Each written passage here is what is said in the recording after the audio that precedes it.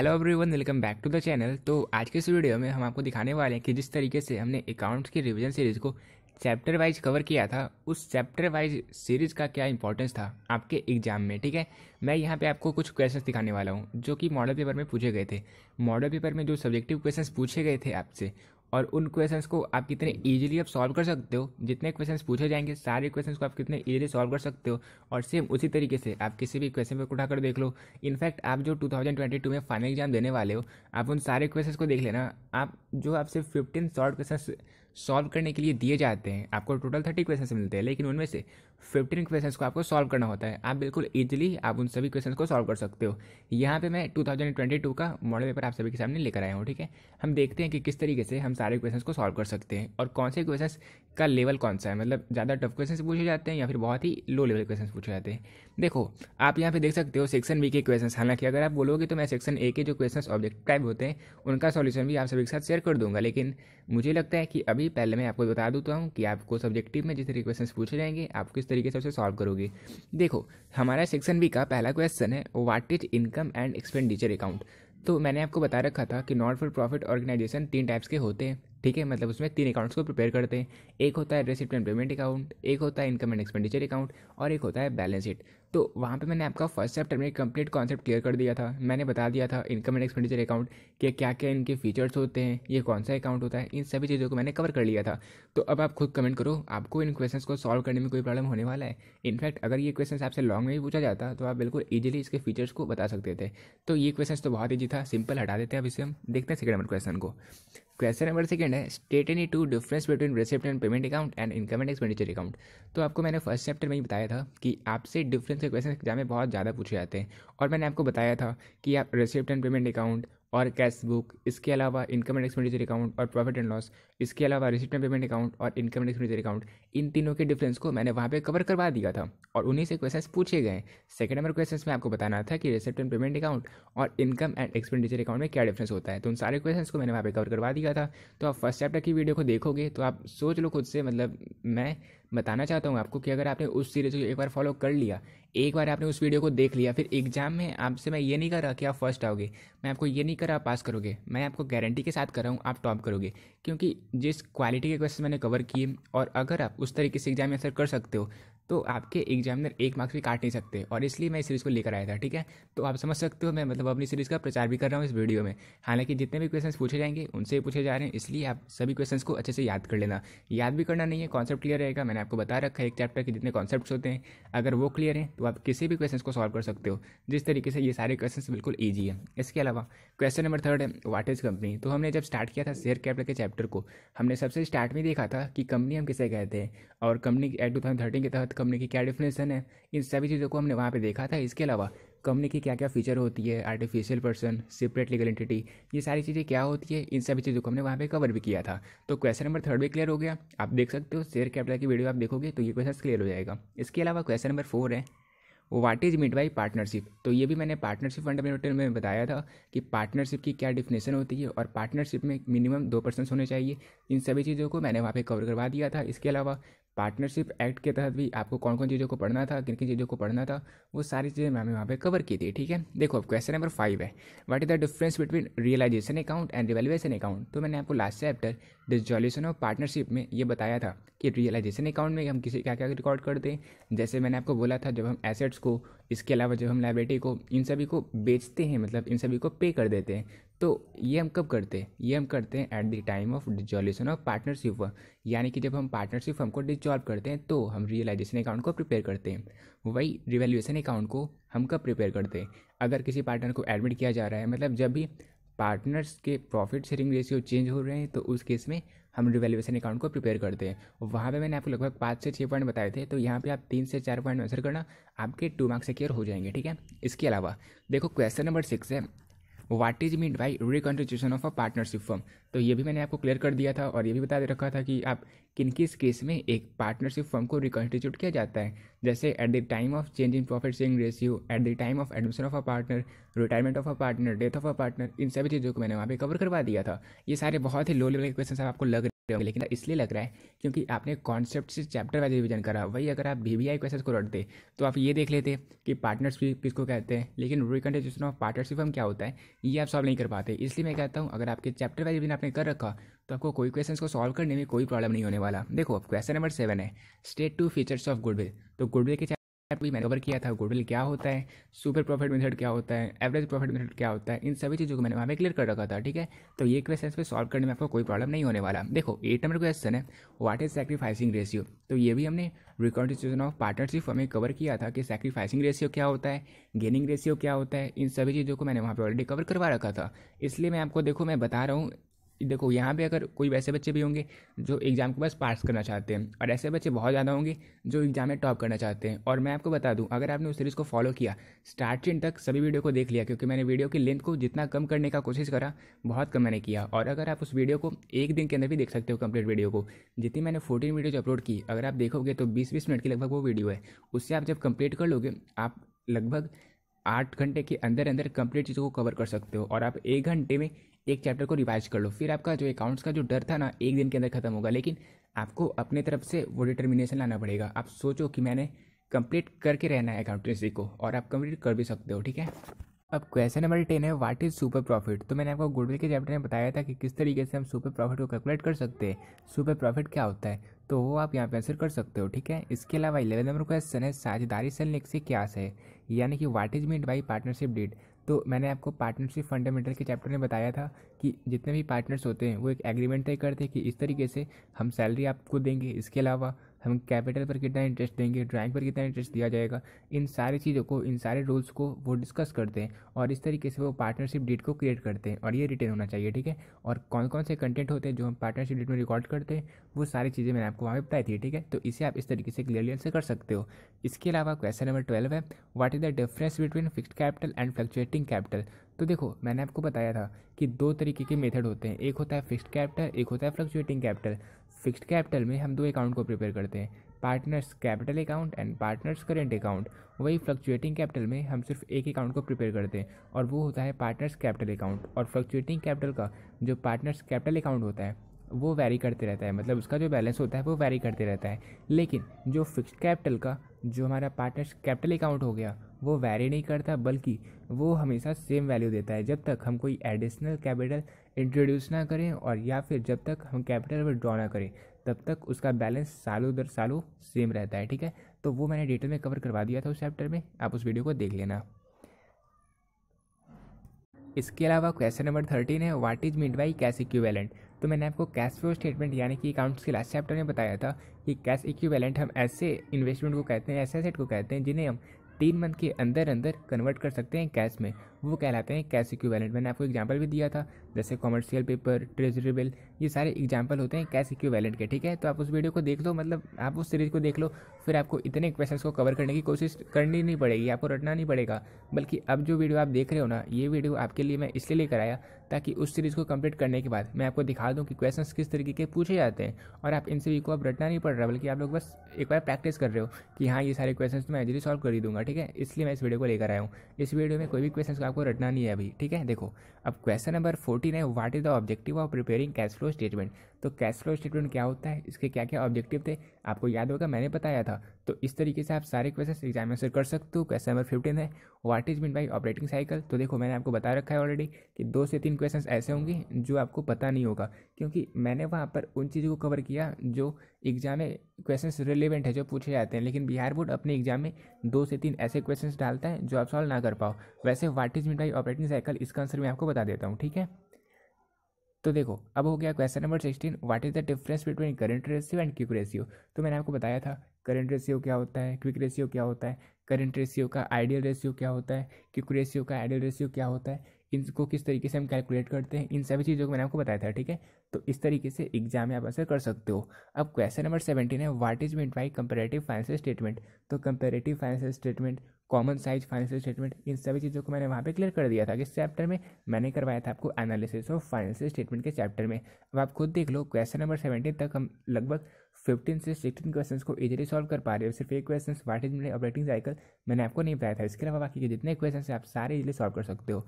अब देखो question number 18 है, what is the purpose of financial statement. तो फाइनेंशियल स्टेटमेंट क्या होता है, इसे हम किस लिए प्रिपेयर करते हैं, हमारा क्या मोटो होता है, हम किस लिए प्रिपेयर करते हैं बैलेंस शीट को, हम किस लिए प्रिपेयर करते हैं इनकम स्टेटमेंट को, और इसे हम इसलिए प्रिपेयर करते हैं ताकि हमें पता चल सके कि हमारी जो कंपनी है उसका फाइनेंशियल पोजीशन कैसा है, वो प्रॉफिट किस तरीके से अर्न कर पा रहा है या नहीं कर पा रहा।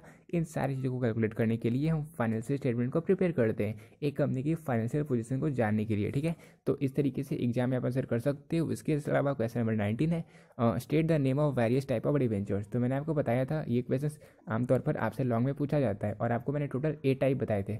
तो आप यहाँ पे बता सकते हो, जैसे मैंने आपको बताया था कन्वर्टेबल डिवेंचर्स, बियरर डिवेंचर्स क्या होता है, रजिस्टर्ड डिवेंचर्स क्या होता है, इन सभी को आप यहाँ पे आंसर कर सकते हो, ठीक है। 2 से 3 पॉइंट्स को भी आंसर कर दोगे आपके लिए इनफ है। इसके अलावा नहीं, यहाँ पे आप state the name of various type of debentures, यहाँ पे आप बस नाम को बता देना, ठीक है, वो आपके लिए सही रहेगा। इसके अलावा क्वेश्चन नंबर 20 है, give 2 features of a private company. तो कंपनी क्या होता है, पब्लिक कंपनी क्या होता है, प्राइवेट कंपनी क्या होता है, ये मैंने आपको कंपनी के चैप्टर में बता रखी है, ठीक है। इसके अलावा क्वेश्चन नंबर 21 है, state 2 difference between dissolution of partnership and dissolution of firm. तो डिसॉल्यूशन ऑफ पार्टनरशिप को हम रिकॉन्स्टिट्यूशन ऑफ पार्टनरशिप फर्म भी कहते हैं, लेकिन डिसॉल्यूशन ऑफ फर्म में हमारा जो पार्टनरशिप फर्म हो जाता है उसकी पूरी एक्टिविटी पूरी तरीके से बंद हो जाती है, यानी कि हम फर्म को समाप्त कर देते हैं, ठीक है। इसके डिफरेंस को भी मैंने कवर करवाया था, तो आप उस तरीके से एग्जाम में आंसर कर सकते हो। इसके अलावा क्वेश्चन नंबर 22 है, what is the difference between shares and debenture. तो मैंने आपको डिवेंचर के चैप्टर में बताया था कि शेयर्स और डिवेंचर के बीच क्या डिफरेंस होता है, और साथ ही साथ मैंने आपको ये भी बताया था कि शेयर होल्डर्स और डिवेंचर होल्डर्स इन दोनों के बीच क्या डिफरेंस होता है, ठीक है। तो आप इस तरीके से एग्जाम में आंसर कर सकते हो। इसके अलावा क्वेश्चन नंबर 23 है, what is the difference between liability and provisions. तो इस क्वेश्चन को आप सॉल्व भी कर सकते हो और आप छोड़ भी सकते हो। प्रोविजंस मैंने आपको बता रखा है कि कई कई चीज़ों को पे करने के लिए हम एक रिजर्व कर रख देते हैं और उसे हम कहते हैं प्रोविजंस, यानी कि पहले से ही पैसे इकट्ठे कर लेते हैं। और लायबिलिटी क्या होता है, जैसे हमारे क्रेडिटर हो गए तो ये सारे हमारे लायबिलिटी होते हैं, ठीक है।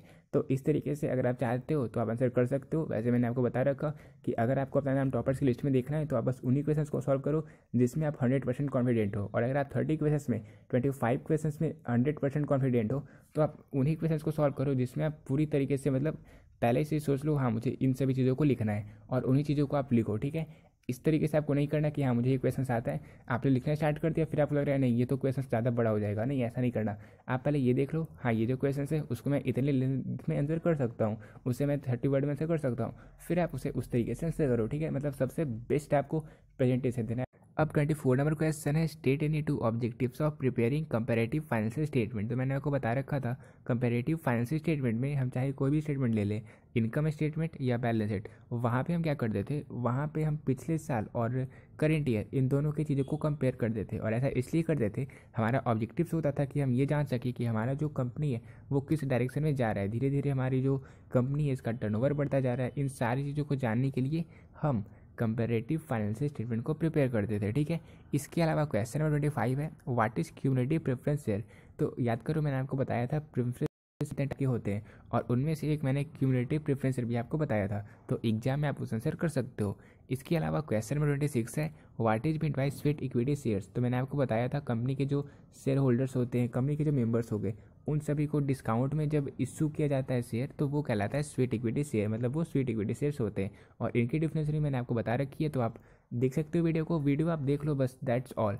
फिर आपको इन क्वेश्चंस को भी देखने की ज़रूरत नहीं है, मैं बता रहा हूँ ना आपको कि आपने एक बार उस सीरीज़ को कंप्लीट कर लिया, फिर ये जो वीडियो देख रहे हो इन वीडियो में का आपका देखने का मेन मोटिव बस यही है कि आप देख रहे हो कि हाँ कौन कौन से क्वेश्चन एग्जाम में पूछे जा चुके हैं, कौन कौन से क्वेश्चन रिपीट हो सकते हैं, और आप ये भी जज कर रहे हो कि हमारी जो सीरीज थी वो कितनी बेस्ट थी, ठीक है। फिर देखो क्वेश्चन नंबर 26 तो मैंने देख लिया। क्वेश्चन नंबर 27 है, state 2 limitations of analysis of financial statement. तो फाइनेंशियल स्टेटमेंट की कौन कौन सी लिमिटेशंस थी ये भी मैंने आपको क्लियर करवा दिया था। हिस्ट्रिकल नेचर तो मैंने आपको लगभग हर एक, या वो रेशियो एनालिसिस हो या वो कैश फ्लो स्टेटमेंट हो या फिर वो एनालिसिस ऑफ फाइनेंशियल स्टेटमेंट, सबकी तीनों की एक सेम लिमिटेशन थी। तो इस तरीके के कई सारे लिमिटेशन मैंने आपको करवाए थे, आपको अच्छे से याद है, आप आंसर कर सकते हो। इसके अलावा क्वेश्चन नंबर 28 है, परिवर्तनशील ऋण पत्र से क्या आशय है, यानी कि what is mean by convertible debentures. तो वैसे डिबेंचर्स जिन्हें हम इक्विटी शेयर में कन्वर्ट कर सकते हैं, वैसे डिबेंचर्स जिन्हें हम शेयर में कन्वर्ट कर सकते हैं वह कहलाते हैं कन्वर्टेबल डिबेंचर्स। एग्जाम में आप आंसर कर सकते हो इस तरीके से। और बस आपको अब रिवीजन करने की जरूरत है, revision revision revision, that's all you need now, okay. तो सिर्फ और सिर्फ आप चैप्टर वाइज रिवीजन करते जाओ। नोट्स तो मैंने आपको प्रोवाइड कर ही दिए PDF फॉर्मेट में उसी हर एक वीडियो में, तो आप एक बार वीडियो को देख लेते हो, वीडियो को देखने के बाद PDF से पढ़ लो, एक बार आप पढ़ लोगे ना, दैट्स ऑल, इसके बाद आपको सेकंड चैप्टर की वीडियो को स्टार्ट करना है, फिर आप पीडीएफ को पढ़ लोगे कंप्लीट। इस तरीके से जब आप कंप्लीट चैप्टर को कंप्लीट कर लोगे, फिर आप सारे पीडीएफ को एक बार अच्छे से पढ़ लेना, बस क्लियर हो गया। इतना ही करना है आपको, ज़्यादा कुछ करने की ज़रूरत नहीं है। मैं उन बच्चों को भी बोल रहा हूँ जिन्होंने ज़्यादा कुछ पढ़ाई नहीं करी है, क्योंकि अब आपको वो टाइम नहीं है। मैं बता रहा हूँ आपको, देखो एक बात मैं सीरियसली बता रहा हूँ कि अगर आप VBI क्वेश्चंस को पढ़ रहे हो ना, तो वहाँ पे आप बहुत ज़्यादा गलती कर रहे हो, क्योंकि वहाँ पे आपका कॉन्फिडेंस लेवल तो बिल्कुल जीरो है। आप बस ये सोच कर जाओगे कि भगवान से आप मनाओगे कि बस ये क्वेश्चन एग्जाम में आ जाए। लेकिन अगर आप चैप्टर वाइज रिविजन करोगे तो आपको पता होगा कि कौन कौन से क्वेश्चंस पूछे जा सकते हैं, और आपने क्योंकि हर एक क्वेश्चंस को थोड़ा बहुत पढ़ रखा, तो आपको अच्छे से आइडिया मिल जाएगा, क्योंकि आपके कॉन्सेप्ट्स भी क्लियर है। तो आपको अच्छे से पता चल जाएगा कि आपको कौन क्वेश्चंस को अटेम्प्ट करना है और किन क्वेश्चंस में आप कॉन्फिडेंट हो। तो आप उस तरीके से भी आपकी लिमिट, मतलब sky is the limit for you, और आप अगर चाहो तो आप सारे क्वेश्चंस को सॉल्व कर सकते हो। इनफैक्ट अगर आपने अब तक की बहुत अच्छे से पढ़ाई नहीं करी है तो, लेकिन बस आपको अब मेहनत करनी है। अब आप बिल्कुल लग जाओ और अकाउंट्स की कंप्लीट सीरीज़ को कंप्लीट कर दो, बस हो गया आपका काम, ठीक है। एग्जाम में फिर आप 100 आउट ऑफ 100 मार्क्स के क्वेश्चंस को आप भी सॉल्व कर सकते हो। बस ये मैटर इस बात पर करता है कि आप खुद से कितना रिवाइज कर पाते हो। इसके अलावा देखो, क्वेश्चन नंबर 29 हो गया, what is mean by proprietary ratio. तो ये मैंने आपको बता रखा था, प्रोप्राइटरी रेशियो हम कहाँ कैलकुलेट कर देते हैं। ये सारी चीज़ें मैंने आपको रेशियो एनालिसिस के चैप्टर में बताई थी बिल्कुल लास्ट में, जहाँ मैंने आपको फॉर्मूले भी कवर करवाए थे, ठीक है। इसके अलावा क्वेश्चन नंबर 30 है, why cash flow statement is prepared. तो कैश फ्लो स्टेटमेंट को हम किस लिए प्रिपेयर करते हैं, ये मैंने आपको last chapter cash flow statement में ऑलरेडी बता रखा है। तो इस तरीके से आप देखो, कंप्लीट शॉर्ट क्वेश्चन जो यहाँ पे पूछे जाते थे, टोटल 30 क्वेश्चंस रहते थे, और 30 में से लगभग 28 क्वेश्चंस आप इजीली सॉल्व कर सकते थे। तो 28 में से भी आपको बस 15 क्वेश्चंस को सॉल्व करना था। तो नो मैटर वो बच्चे बिल्कुल टॉपर्स की लिस्ट में आने वाले हैं, या वो बच्चे बिल्कुल एवरेज है, या वो बच्चे बिल्कुल जीरो है, अगर आपने उस सीरीज़ को कंप्लीट कर लिया, फिर आप सारे क्वेश्चन को सॉल्व कर सकते हो। और 15 मार्क्स के क्वेश्चन को, सॉरी 15 मार्क्स नहीं बल्कि 30 में से 15 शॉर्ट क्वेश्चन को सॉल्व करना आपके लिए बस दाएं हाथ का खेल है, इनफैक्ट बाएं हाथ का खेल है। तो इसलिए मैं कह रहा हूँ सीरीज़ को कंप्लीट कर लो और फिर देखो एग्जाम में क्या कुछ होने वाला है, ठीक है। This is one of the best series of accountancy for Bihar board commerce student. अब हम देखने वाले हैं, तो अब देखो सारे शॉर्ट टाइप के क्वेश्चंस तो हमने कवर कर लिए बिल्कुल इजीली। अब हम देखने वाले हैं कि लॉन्ग टाइप के क्वेश्चंस को हम किस तरीके से सॉल्व कर सकते हैं। देखो क्वेश्चन नंबर फर्स्ट है, what is capital fund, how is it calculated. हालांकि ये क्वेश्चन आपके एग्जाम में लॉन्ग में पूछने जाने का क्वेश्चन नहीं था, बिकॉज ये बहुत ही छोटा सा क्वेश्चन है, लेकिन फिर भी अगर लॉन्ग में पूछा गया तो आप लोग सिंपली आंसर कर सकते हो कि हम नॉट फॉर प्रॉफिट ऑर्गेनाइजेशन में, क्योंकि कैपिटल अकाउंट को प्रिपेयर नहीं करना होता, इसलिए वहाँ पे हम कैपिटल फंड को प्रिपेयर करते हैं। और कैपिटल फंड में हम टोटल एसेट्स को देखते हैं, टोटल लायबिलिटी को देखते हैं, और इन दोनों को माइनस करने के बाद, यानी कि जब हम टोटल एसेट से माइनस कर देते हैं टोटल लायबिलिटी को, तो हमारे एनपीओ का कैपिटल फंड निकल कर आ जाता है, ठीक है। तो ये किस तरीके से हम कैलकुलेट करते हैं, ये हम कहाँ प्रिपेयर करते हैं, इनमें किन किन चीज़ों को रिकॉर्ड करते हैं, और टोटल एसेट्स में क्या कुछ आ गया, टोटल लायबिलिटी में क्या कुछ आ गया, इस तरीके से आप एग्जाम में क्वेश्चन आंसर कर सकते हो, ठीक है। क्योंकि आपने चैप्टर पढ़ रखा, आपको पता है कि कैपिटल फंड मैंने किस चैप्टर में पढ़ा था, आपको पता है कि इसमें हम टोटल एसेट शो करते हैं, टोटल लायबिलिटी को टोटल एसेट से माइनस कर देते हैं। तो इस तरीके से आप अगर क्वेश्चंस को लॉन्ग में पढ़ो या शॉर्ट में पढ़ो, अगर आपको पता है कि मैंने किस चैप्टर में पढ़ा था, इसका मेन रीजन क्या था, ऑब्जेक्टिव्स क्या था, फिर आप एग्जाम में कोई भी क्वेश्चन हो, शॉर्ट में चाहो या लॉन्ग में चाहो, आप आंसर कर सकते हो, ठीक है। इसी तरीके से एक और बहुत ईजी क्वेश्चन है, क्वेश्चन नंबर सेकंड है, what is the difference between profit and loss account and profit and loss appropriation account. तो मैंने आपको बताया था सोल प्रोप्राइटरशिप, जब हमने 11th में पढ़ा था फाइनल अकाउंट्स को, तो वहाँ पे हम प्रॉफिट एंड लॉस अकाउंट को प्रिपेयर करते थे।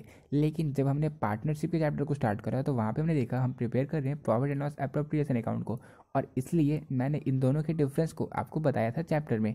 पार्टनरशिप फंडामेंटल के चैप्टर में मैंने आपको ऑलरेडी बता रखा है कि प्रॉफिट एंड लॉस अकाउंट और profit and loss appropriation account, इन दोनों के बीच क्या डिफरेंस है। तो वो जो 5 से 6 पॉइंट थे आप उसे एग्जाम में आंसर कर सकते हो, ठीक है। इसके अलावा देखो क्वेश्चन नंबर 33 है, state accounting treatment of accounting standard 26 regarding treatment of goodwill. तो ये क्वेश्चन आप याद करो एग्जाम में कितनी बार पूछा गया है, मतलब ये क्वेश्चंस बहुत ज़्यादा इंपॉर्टेंट है, लेकिन ये क्वेश्चंस बहुत सारे बच्चे सॉल्व इसलिए नहीं कर पाते क्योंकि उन्हें पता ही नहीं रहता कि इसका मतलब क्या है, इसे मैं किस तरीके से आंसर करूँ। लेकिन इस क्वेश्चन को भी मैंने गुडविल के चैप्टर में कवर किया था, तो आप देख सकते हो वीडियो को। गुडविल के चैप्टर में मैंने बता रखा था कि what are the accounting treatment of accounting standard 26 regarding treatment of goodwill. तो आप इस क्वेश्चन को भी आंसर कर सकते हो, ठीक है। इसके अलावा क्वेश्चन नंबर 34 है, how will you compute the amount payable to a deceased partner. यानी कि जिस पार्टनर की मृत्यु हो चुकी है उसे जितनी अमाउंट पे करने, उसे आप किस तरीके से कैलकुलेट करोगे, किस तरीके से कंप्यूट करोगे। तो ये क्वेश्चन भी मैंने आपको बता रखा है। अब देखो लॉन्ग में आपसे 8 क्वेश्चंस पूछे जाते हैं और उन 8 में से आपको सिर्फ 4 क्वेश्चंस को ही सॉल्व करना होता है। और आप देख सकते हो यहाँ पे आपको 4 मिल गए थ्योरेटिकल टाइप के क्वेश्चंस और 4 मिल गए न्यूमेरिकल टाइप के क्वेश्चंस। तो अगर आप चाहो तो आप सिर्फ और सिर्फ थ्योरेटिकल टाइप के क्वेश्चंस को ही सॉल्व कर सकते हो, लेकिन उसके लिए आपको इस पर 100% कमांड होना पड़ेगा। और 100% कमांड आपका तभी रहेगा अगर आपने चैप्टर वाइज रिवीजन कर रखा है तो, ठीक है। इसलिए आप उस सीरीज़ को फॉलो कर लेना। इसके अलावा अगर आपने चाहते हो कि मैं न्यूमेरिकल टाइप के क्वेश्चन को सॉल्व करूँ तो आप सॉल्व कर सकते हो। मैंने अपनी हर एक वीडियो में, चाहे वो शेयर की वीडियो, चाहे वो डिवेंचर की वीडियो, चाहे वो रिडेम्पशन ऑफ डिवेंचर की वीडियो, मैंने आपको बता रखा कि आपको कौन कौन सी जनरेटिव्स करनी होती है। तो अगर आप चाहते हो तो उस अकॉर्डिंग आप इन सारे क्वेश्चंस को सॉल्व कर सकते हो। क्वेश्चन नंबर 35 में आपको शेयर से रिलेटेड क्वेश्चंस मिले, आपको शेयर की जनरेटिव्स को करना है। इसके अलावा क्वेश्चन नंबर 36 में आपको डिवेंचर्स की जनरेटिव्स को करना है। इसके अलावा क्वेश्चन नंबर 37 में आपको डेब्ट इक्विटी रेशियो को कैलकुलेट करना है। मैंने आपको फॉर्मूला बता रखा है रेशियो एनालिसिस के चैप्टर में, आपको मैंने बता रखा था शेयर होल्डर्स फंड को आप किस तरीके से कैलकुलेट कर सकते हो। इसके अलावा जो आपका लॉन्ग टर्म डेब्ट होता है उससे आप किस तरीके से कैलकुलेट कर सकते हो। और डेब्ट इक्विटी रेशियो को कैलकुलेट करने का फॉर्मूला होता है हमारा long term debt divided by equity share holders, मतलब शेयर होल्डर्स फंड। तो अगर आप लॉन्ग टर्म डेट को डिवाइड कर दोगे शेयर होल्डर्स फंड से तो आपका डेब्ट इक्विटी रेशियो निकल कर आ जाएगा, ठीक है। इसके अलावा ये सारी आइटम्स दी हुई है, ये सारी इन्फॉर्मेशन दी हुई है, इसके थ्रू आप क्वेश्चंस को सॉल्व कर सकते हो। इसके अलावा क्वेश्चन नंबर 38 है, यहाँ पे आपको cash flow statement from operating activity को कैलकुलेट करना है इनडायरेक्ट मेथड से। तो मैंने आपको फॉर्मेट बता दिया था इनडायरेक्ट मेथड का और डायरेक्ट मेथड दोनों का। तो इनडायरेक्ट मेथड का जो फॉर्मेट था उस अकॉर्डिंग आप क्वेश्चन को सॉल्व कर सकते हो। तो ये रहा क्लास 12 के अकाउंट्स का 2022 का मॉडल पेपर। और यहाँ पे हमने इसे सारे सब्जेक्टिव क्वेश्चंस को कवर कर लिया, ठीक है। अगर आपको इस तरीके की और वीडियो चाहिए होगी, अगर आप और सब्जेक्टिव क्वेश्चंस को सॉल्व करना चाहते हो तो मैं आपको उन वीडियोज़ को भी लेकर आऊँगा, ठीक है। तो कमेंट कर सकते हो, मैं जल्द से जल्द सारे वीडियो को अपलोड करने की कोशिश करूँगा।